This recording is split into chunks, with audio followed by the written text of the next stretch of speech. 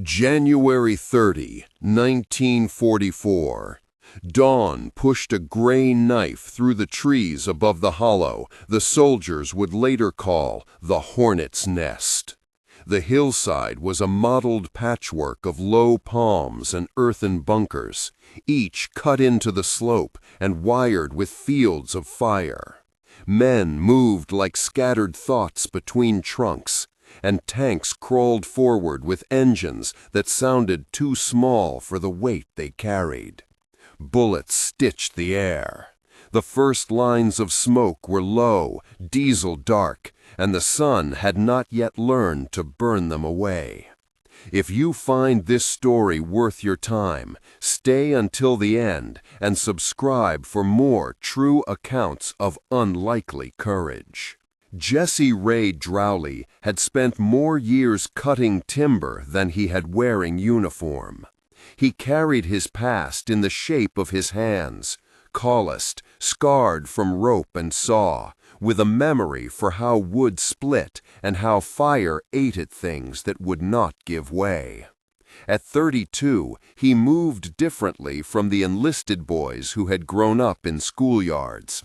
His gait counted inches and knots, the way a man who had handled heavy, dumb things for a living measures the world. The war had taught him new weights, orders, fear, grief. But the tradesman's logic remained. If something stood in the path, find the tool that makes it fall. When the telegram came for Robert Drowley, Jesse read the word the way a man reads a ledger total: brief, ugly, final. Robert, the younger brother, had been in the line. He wrote letters sometimes, thin pages folded twice, a small clump of jokes and a lighter hope for the future. Jesse kept those letters folded in the shirt pocket that had once held a box of nails. He did not make speeches. He did not ask for permission to feel. He carried the loss inward and turned it into a singular, fierce task: keep the men who were still breathing from joining the pile that had taken his brother. The tactical problem on the hill was stubborn and ordinary at the same time. The Japanese bunkers were low, camouflaged, and laid out with the care of a builder who understood angles and concealment. Each emplaced machine gun worked with the next. When a tank rolled up, it could not see the slit where a rifle poked out. Its guns were aimed at the horizon, at the dark line of the trees. The armor was a shell without eyes. For infantry moving alongside the tanks, the ground in front of the bunkers was a crosshair. Radio contact between crews and dismounted troops was brittle, sometimes non-existent. Doctrine told the tanks to lead, to let the armor make the breakthrough. The infantry were to follow, to support. But doctrine was brittle too. It had not been written for mud that swallowed boots, or for bunkers that sat like teeth in a jaw. Tanks moved in blind, crews afraid to open hatches because opening meant exposure. A single snarled machine gun could stop a column in its tracks. On the morning the line hit the Hornet's Nest, the lead tank gave a cough, then went quiet. Guia de estilo e instruções para síntese de fala. Você é narrador, palestrante, com voz potente, forte e autoritária. O tom deve ser firme e inabalável.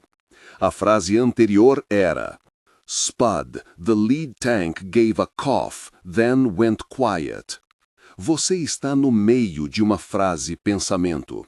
Mantenha o ritmo e a força vocal sem quebrar a conexão. Haja como se estivesse transmitindo uma verdade fundamental.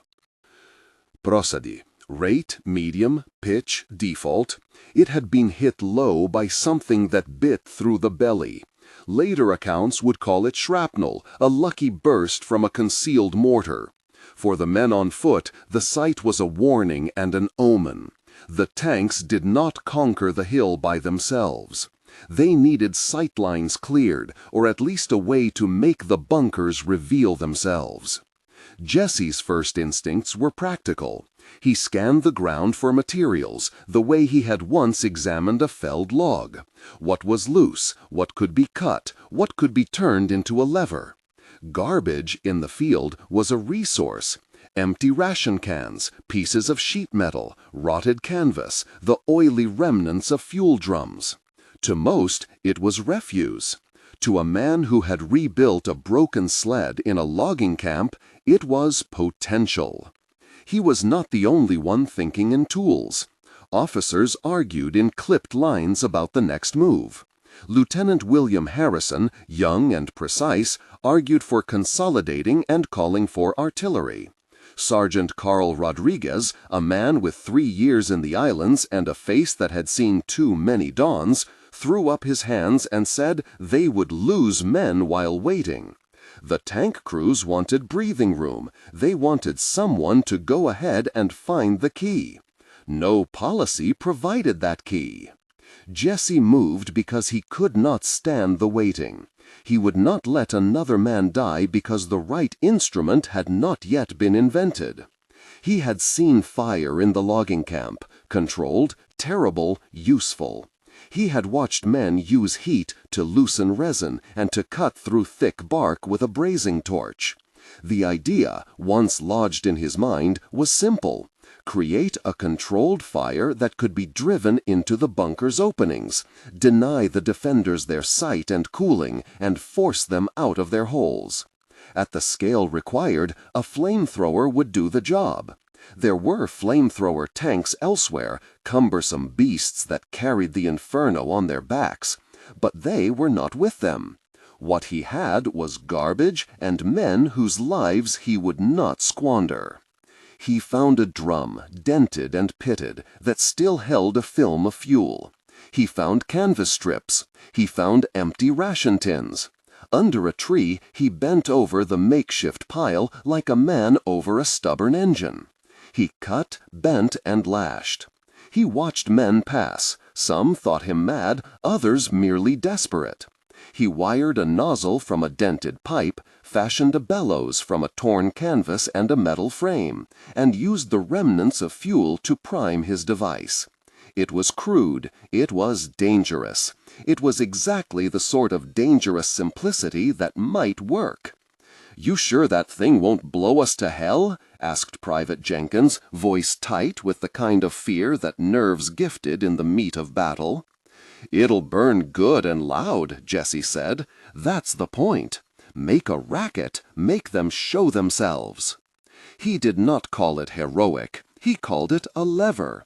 He climbed onto the lead tank when no one was looking and strapped his contraption against the stowage. The tank's commander told him not to open the hatch. Jesse pointed to the rakes of bunkers. The commander understood in a look and let him. Up there, the wind threw the smell of napalm and smoke in his face. The engine hummed, the tracks ground, and Jesse felt the odd intimacy of being both above and exposed. Inside the machine, but out on its skin. The first burst of flame was a wild thing. It spat and arced and licked at the undergrowth. Men ducked. A shout went up. The bunker at close range flared as cloth and lint ignited.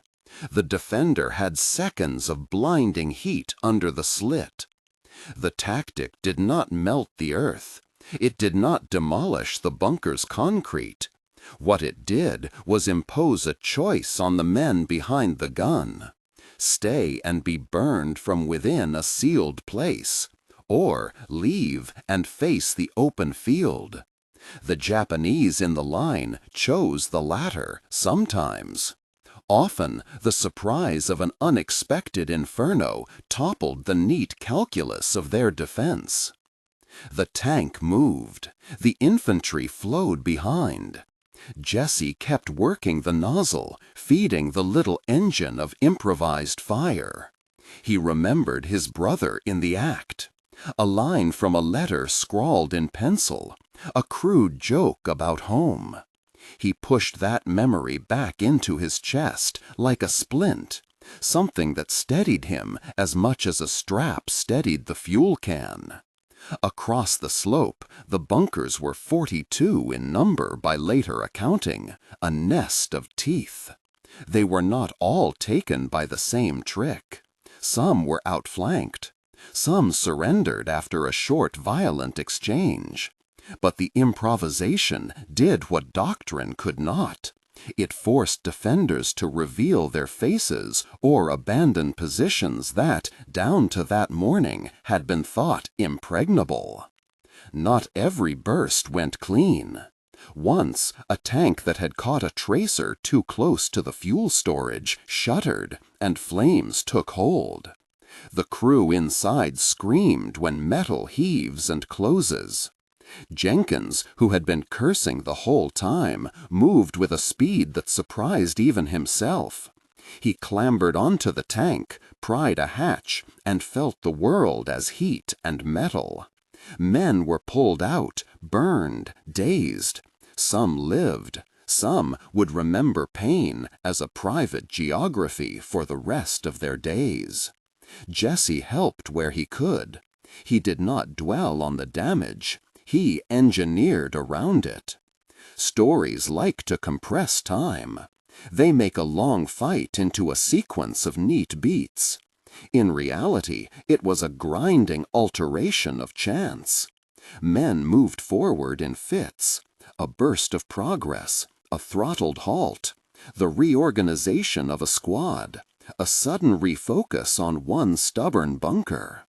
The improvised flame tool became not just a weapon, but a point around which humanity gathered. Men who had been frozen by machine gun lines found something to do that felt like agency. The engineers watched surprised. Officers took notes.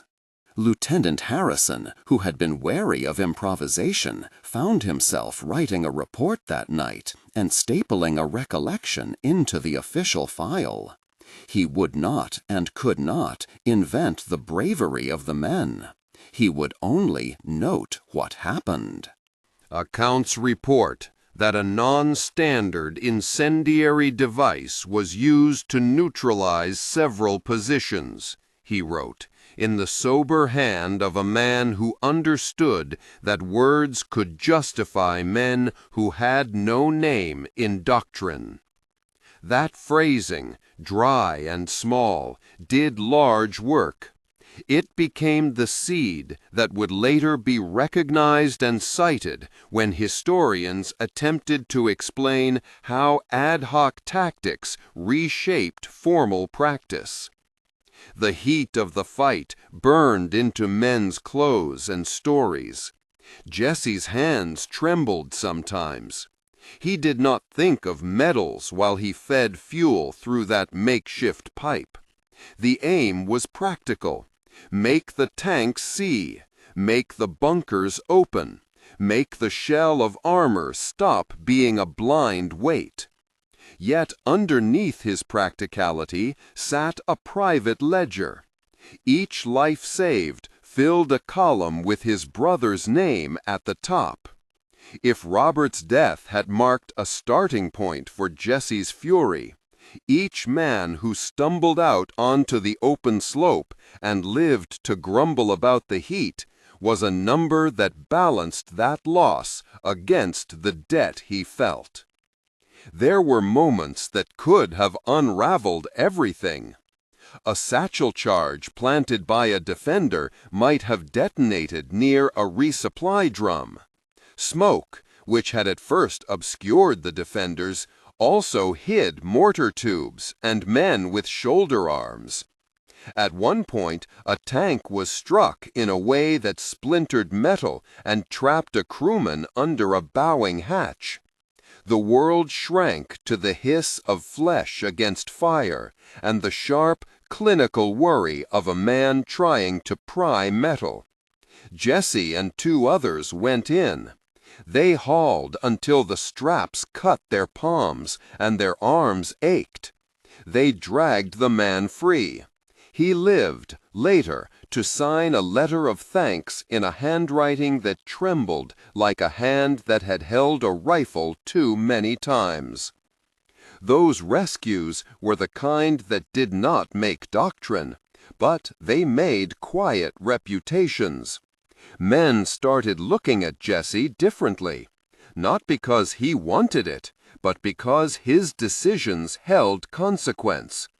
Lieutenant Colonel Joseph Hart, who stopped by to see how the line had fared, walked the slope in the late afternoon and watched the small groups of men talking in the hush after a long fight.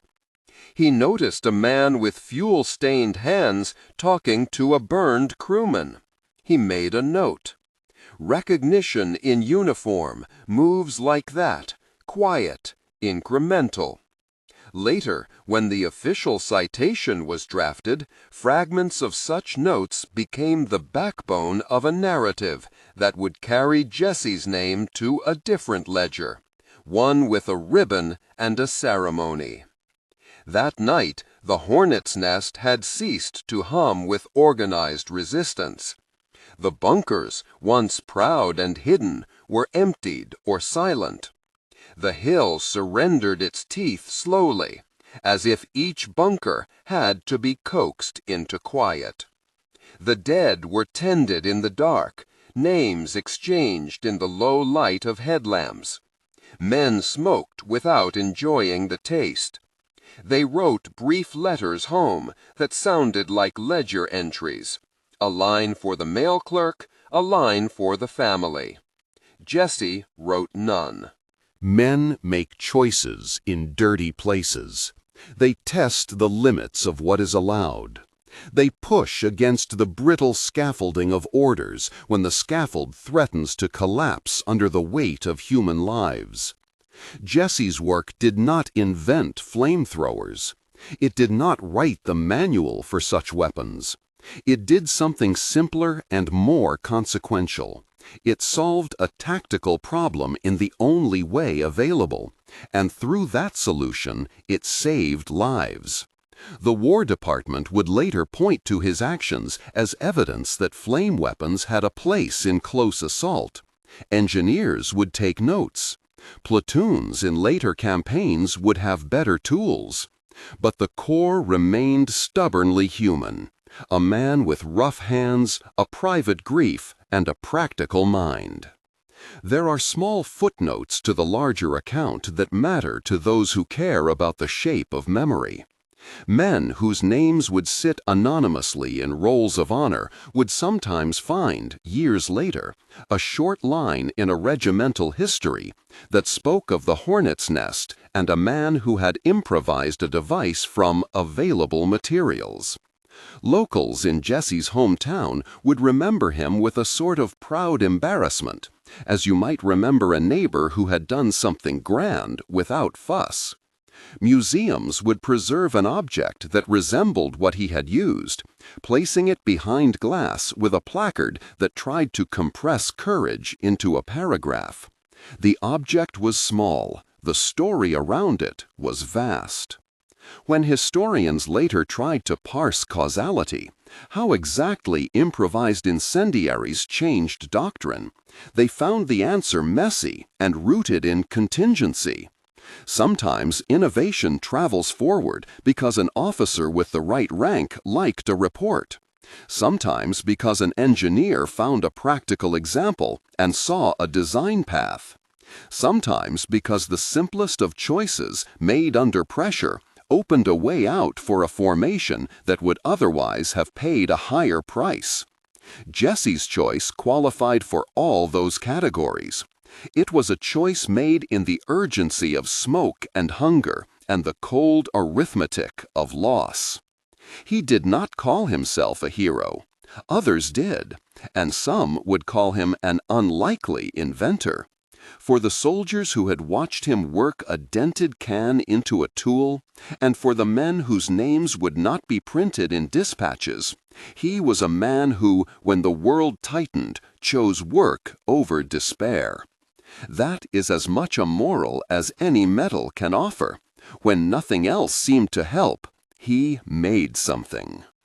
The hornet's nest was a small place in the geography of a vast war, yet its story endures because it shows how individual agency can intersect with machine and doctrine to change outcomes. It endures because for one grieving brother who had become a soldier, the impulse was not toward vengeance or spectacle, but toward a ruthless practicality. Keep the living from joining the dead. The metal ribbon that hung on a chest years later could not make the dead return, but it served as an official witness to a decision that bent the future. By the time the dust settled and official notes were filed, the improvised device had been photographed in crude frames, mentioned in field reports, and discussed in engineering circles. Allies who had been on the slope told quiet versions of the tale at reunions. Some recounted the look in Jesse's eyes when he tightened a bolt and watched a flame spit into the undergrass. They remembered the smell, oil and earth, a scent that would always return them to that ridge. And the way the men moved after they stopped being targets and began to be actors. There is an uncomfortable truth to these stories.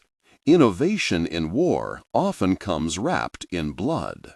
For every idea that saves lives, there is loss that motivates it. Jesse's action did not erase the death of Robert. It reframed it, perhaps, as part of a ledger where one life could be given meaning by preventing others from ending the same way. Some would accept that trade as an ugly but necessary calculus. Others would remain skeptical. History holds both judgments. In quiet afternoons, Jesse returned to work he had always done. He put his tool down and taught a neighbor how to fell a tree without splitting the trunk. He sat in a small-town church for a funeral and thought of the men who had never left the hill. He did not write a book or give long interviews.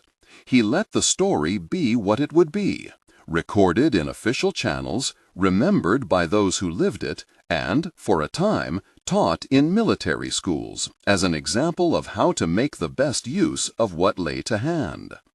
The flame that saved the men at Hornet's Nest was an ugly caretaker. No great poetry in how it worked, but great consequence in the result. Soldiers who returned home with scars learned to measure courage by the quiet of a man who put his life where it could do the most good. Jesse kept his brother's letters folded. He kept the metal in a small box. He never claimed invention. He claimed only that he had done the right thing when the right thing was all that stood between life and another ledger of names. The technical aftershock was simple to state. Field improvisation drew attention to equipment gaps. Flamethrower tanks, once rare and specialized, began to be reconsidered for wider use in similar situations. Reports discussed mounting systems, ranges, and fuel stability. Engineers scoured field notes for practical lessons.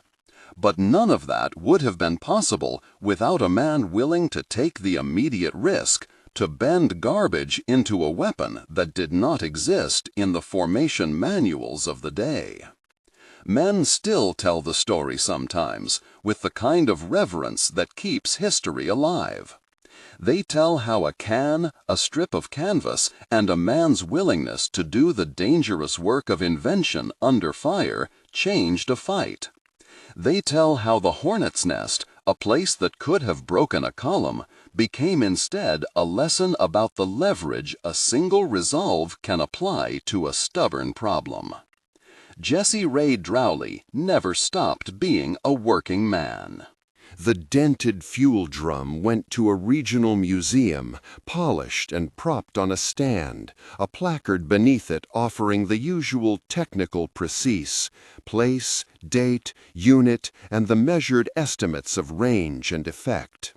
The glove, a pair really, scorched and fragile, lay under glass with a tag that someone had typed from Jesse's brief notes, handled by Jesse R. Drowley, scorched at Hornet's Nest. Most visitors read those words quickly because exhibitions teach people to move at a pace keyed to quiet curiosity and the next label. But some stopped and let their eyes linger on the raw seam where fabric had met flame, on the tiny hole where a thumb had once pushed and steadied and found its prize. The envelope with Robert's handwriting became the heart of the display for those who cared to look beyond machinery. It was small as a matchbox, folded so many times that the paper had creased like the bark of an old tree. The museum staff kept it under low light and a careful humidity reading. But when they unsealed it for a special lecture, they found the ink dulled but legible, the loops and slopes of the letter still carrying the weight of the man who wrote them. "Tell Jesse I was thinking of the creek," Robert had written in his tight soldier scrawl, "and of the trout my pa used to catch. Tell him I'm sorry I'll not be home to watch the boys learn to fish. If he sees his way, tell him I tried my duty." Those lines had the blunt arrest of the wartime note, the mundane tenderness that made historians hush when they read it aloud. People who had come to learn about tactics left whispering about a creek they had never seen. Family members argued sometimes, quietly, about what ought to be shown and what ought to be made private. Jesse's widow, Eleanor, favored the small envelope staying visible. She said simply that a letter should not be shrunk away like a thing ashamed of itself. A letter is a cyclone of voice trapped in paper, and it deserved to be read. There were grandchildren who could not decide whether they were proud of the medal or embarrassed by the story it seemed to tell. How a man had answered a call to do what needed doing, and in the doing had performed an act that would be labeled by some as necessity and by others as monstrous ingenuity. The family chose honesty more often than gloss. The accompanying text in the exhibit did not shy from the consequences of flame as weapon, nor from the brighter fact that a man had used what he had to keep his comrades breathing. Lecturers and technicians came with different languages. An engineer placed footnotes beside descriptions of the device's improvised delivery system, a length of pipe here, a painted seam there, and students in uniforms with clean shoes listened, taking notes, imagining repair and reinforcement and better seals. Historiador em tweed jacket would stand in that same space and speak of moral hazard and the improvisora's paradox. The same mind that can make life-preserving work can also dissolve limits that exist for reasons other than convenience. Men older than the lecturer would stand with their hands behind their backs and say little. They had seen the smell of fuel and the shape of smoke, and carried in their breath a memory that no placard could wholly contain. Debate swelled and subsided in journals and in faculty rooms. The story of Hornet's Nest entered syllabi not as a parable of heroic singularity, but as a case study in contingency. Military manuals, those dry volumes that soldiers carry like lanterns of doctrine, began to include an odd little chapter: how to codify adaptability without fetishizing improvisation. There were checklists created, sections on safety and on the lawful uses of hardship-driven invention, and the chief instructors argued late into the night about whether to teach improvisation as a skill or as an attitude. Some veterans testified before committees and in classrooms that training men to think creatively was as crucial as teaching them to march, and others replied that training could not anticipate the raw pressure of mortal danger. In that clash, the hornet's nest hung like a question mark above a table of answers. Stories, as they do, moved from museum glass to kitchen table memory. An old buddy of Jesse's would recount the morning with a hand on a different man's shoulder, watching the younger listeners' faces change. In the retelling, the technical bits softened and the human edges sharpened. The way Jesse had not slept for days, the taste of coffee gone cold, the letter folded into his pocket until his hands ached from gripping it. On clear autumn afternoons, a small group would gather near a veteran's monument and swap recollections. Some details shifted in the telling. A valve might become a lever. A can's capacity would swell or shrink with the needs of a more dramatic pause. Oral history is a living thing, and in these exchanges, the horn of memory called more than the iron of fact. Eleanor aged in the house they had kept through decades of temperate living. She tended a garden that had long been a private liturgy. Neighbors would bring over pies and sit in the kitchen and talk of this and that. And when the conversation turned to Jessie, there would be a tenderness in her voice like the thread of a hymn. She kept a small notebook in which she wrote down visitors' names and letters that arrived. And when a young curator called for permission to display the glove, she had said yes without fuss. "We are not relics," she told the curator once with an old smile. "We are people who lived through a time that asked too much. Let folks see what it asked." Among the younger people who flocked to the museum, a surprising number were not drawn by the spectacle, but by a quieter call, the craft. Mechanics, metal workers, and hobbyists traced the shape of the drum and the seam of the canvas glove with gloved fingers, wondering how one might set to work with little beyond a scrap heap and an urgent problem. Workshops sprang up in community centers about practical ingenuity, how to mend a fractured shaft, how to cobble together a pressure gauge, how to think in materials rather than in pre-approved parts. Those who taught such classes were careful.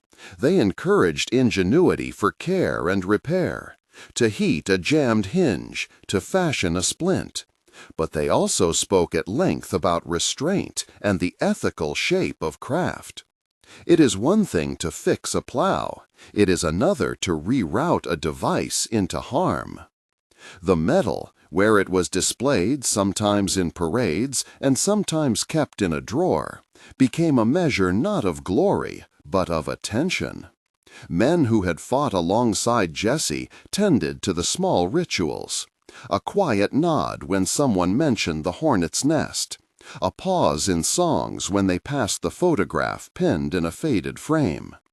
Children asked questions about courage, and the answers given were patient and full of nuance. Courage, their elders said, is not always the stuff of banners. Sometimes it is the act of deciding between two bad things and picking the one that saves more breath. Years turned, and the world around the story changed in ways both vast and microscopic. Paper grew thinner under ultraviolet lights. Glove fabric frayed further despite careful stitching for exhibit safety.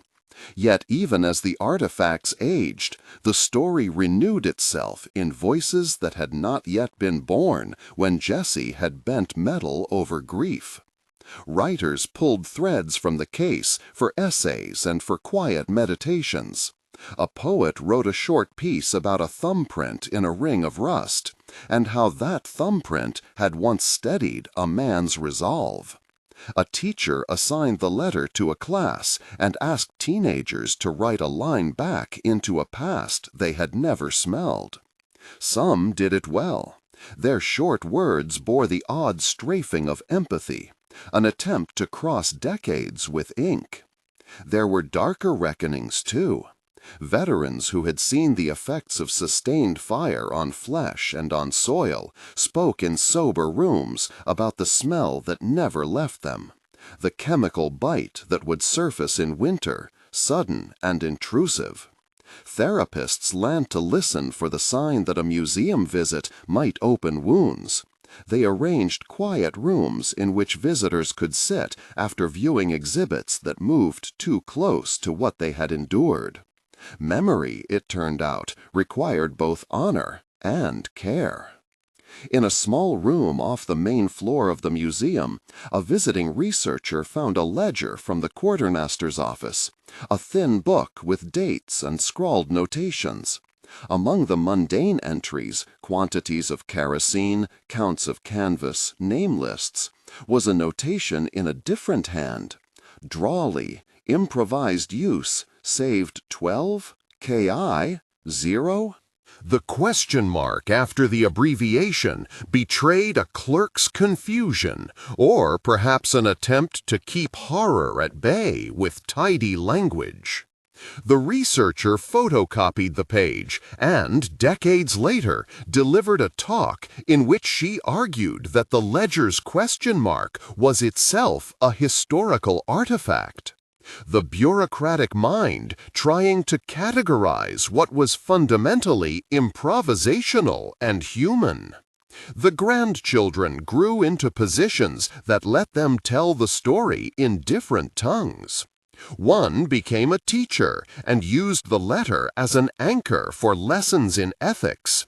Another went into engineering and, when invited to speak at a seminar, would always end on the same small line. Learn to make useful things under pressure, but learn also to ask what they should be used for. A niece with an easy laugh started a fund that helped wounded veterans maintain small trades, offering wood shops and welding equipment to men and women whose hands needed places to make peace with motion. These were practical gestures that felt like the only kind of memorial appropriate to the story. Steady, useful, neither theatrical nor evasive. Sometimes the hornet's nest would reappear in a context that surprised everyone. A public debate about risk, a lecture on innovation in constrained settings, a symposium on the moral calculus of warfare. In those rooms, the narrative got reinscribed in the language of policy and of human consequence. People on all sides used the event to press their points. The improvised as hero, the improvised as indictment. Rarely did anyone claim a final word. The story resisted simple verdicts because it had been made in the messy calculus of life and desperation. If one wants to find the true residue of Jessie Ray Drowley's life, it is not in polished medals or in typed technical footnotes, but in the small, stubborn habit the story encouraged. The habit is not to prefer danger, nor to glamorize sudden invention, nor to worship the fabric of improvisation for its own sake. Rather, it is the habit of attending, of looking at what is at hand and asking plainly what might be done to keep breath moving through another person's lungs. That attention had practical corollaries. A willingness to risk warmth for another's sake, a readiness to sweat and shape and to make use of what others might throw away. It is a modest religion of usefulness, and in communities near and far, it became a quiet virtue. There are, of course, those who will always see the story as a footnote in the grander ledger of war. A clever trick, a small technical solution that saved a day. And that reading is true enough. But for the men who were there, and for the widows who learned how to live with folded letters, and for the mechanics who find in a dented drum the geometry of solutions, the hornet's nest remains something larger, a demonstration that human grief can be shaped into action. Not all actions are worthy. Not all inventions deserve applause. But some arise from a love so immediate that it drives a man to risk his hands for the life of another. Years from now, perhaps, a child will stand before the glass and read Robert's slanting words and feel a sudden private tug towards some small practical moral. To fix rather than to break, to share warmth rather than hoard it, to refuse the tidy limits that so often come disguised as law. That child might learn to make a thing useful at the exact moment the world seems to ask for impossibility. And if that child should grow into a person who keeps another alive, then the dented drum and the folded letter will have done their true work. Not simply to record an event, but to nudge a future toward care. On quiet afternoons, when the museum's visitors thin and the overhead lights hum low, a docent will sometimes stand alone before the display and run a hand along the case as if to feel the history through glass. The glove, the medal, the tiny envelope, they are still there, waiting for the next hand to learn from them. The lesson is not a neat doctrine to be hung on a wall. It is a practice, to notice what lies discarded, to ask whether it might be turned toward life, and, most of all, to refuse the comfortable counsel of inaction when a human breath is at stake. For those who have known Jesse's story for years, that practice is its own memorial, quieter and truer than brass or ribbon, and as enduring as any that men can make from the raw material of regret and resolve. Guia de estilo e instruções para a síntese de fala. Você é um narrador palestrante com voz potente, forte e autoritária. O tom deve ser firme e inabalável.